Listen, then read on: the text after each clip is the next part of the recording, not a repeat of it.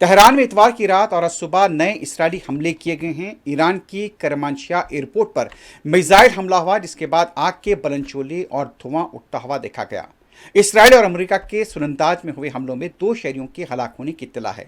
Israel और America के जंगी तैयारों ने ईरान के कई इलाकों पर अपने हमलों को जारी रखा है। गुज़िश्ता रात भी हजारों की तादाद में लोग तेहरान की सड़कों पर जमा देखे गए।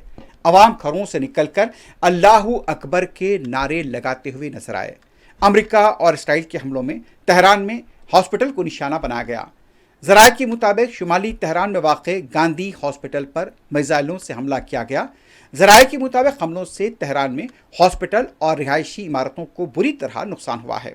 तफसीलात के मुताबिक तेहरान में तबाह हॉस्पिटल के इंक्यूबेटर में मौजूद कमसिन बच्चों को निकालने की वीडियो भी मंजर आम पर आई है।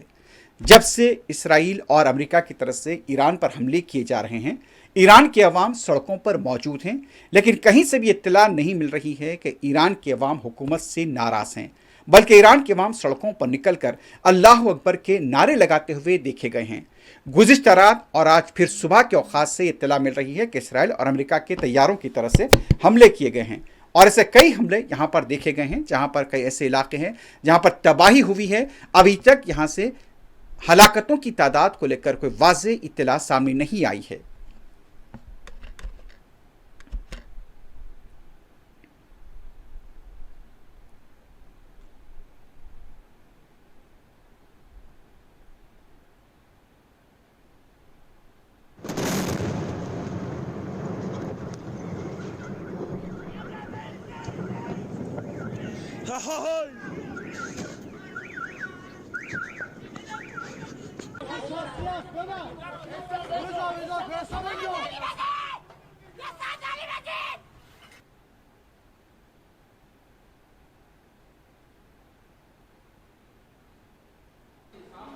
این وضعیت بیمارستان گاندیه.